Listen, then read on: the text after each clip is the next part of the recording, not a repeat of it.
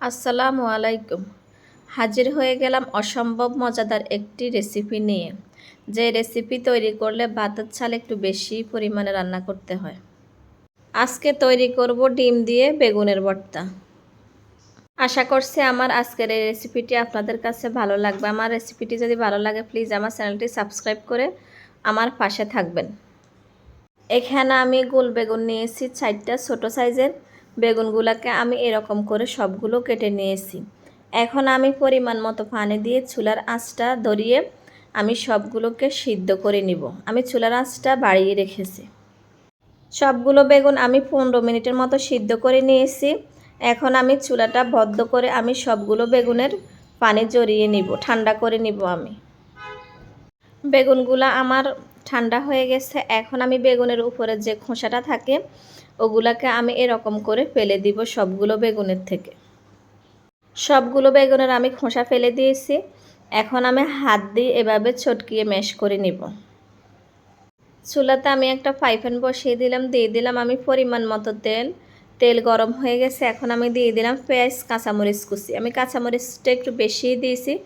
যে কোনো ভর্তায় জালের পরিমাণটা একটু বেশি হলে ভর্তা খেতে ভালো লাগে। আপনারা আপনাদের পছন্দ মতো দিতে পারেন মরিচ। এখন আমি দিয়ে দিলাম টমেটো। এখানে আমি বড় সাইজের একটা টমেটো নিয়েছি। আমি এরকম করে ছোট ছোট করে কেটে নিয়েছি। এখন আমি দিয়ে দিলাম স্বাদ মতো লবণ। এখন আমি নেড়েচেড়ে সবগুলোকে মিশিয়ে নিব, টমেটোগুলো যেন গলে যায়। চুলার আঁচটা আমি এই পর্যায়ে মিডিয়াম করে রেখেছি। সবগুলো টমেটো আমার গলে গেছে। এখন আমি যে বেগুনগুলো ম্যাশ করে রেখেছি ওগুলোকে আমি ঢেলে দিলাম। এখন আমি সামান্য পরিমাণ কিছুটা হলুদ দিয়ে দিলাম এখানে 1 চা চামচ জিরা গুঁড়া।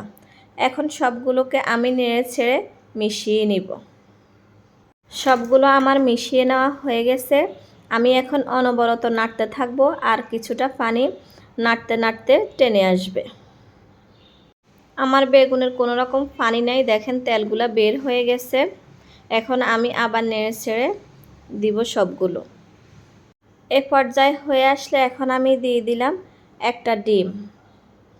এখন ডিমটা আমি এরকম করে ভেঙে সবগুলো বেগুনের সাথে আমি মিক্স করে নিব। ডিমটা আমার বেগুনের সাথে মিশিয়ে নেওয়া হয়ে গেছে। আমি আরও কিছুক্ষণ ভেজে নিব। আমার প্রায় ভর্তাটা হয়ে আসছে। দেখেন কোনো রকমের পানি বা তেল নাই, সবগুলো বেগুনে টেনে নিয়েছে। সবগুলো দেখেন উঠে উঠে আসছে, কোনো রকমের পানি এক্সট্রা তেল নাই। এখন আমি দিয়ে দিব কিছুটা ধনেপাতা। যে কোনো ভর্তায় ধনেপাতার পরিমাণ একটু বেশি দিলে খেতে ভালো লাগে। এখন সবগুলো আমি নেড়ে ছেড়ে মিশিয়ে নিব। সবগুলো আমার মিশিয়ে নেওয়া হয়ে গেছে। এখন আমি চুলাটা বন্ধ করে দিব। আমি এখন একটা প্লেটে পরিবেশন করে নিব।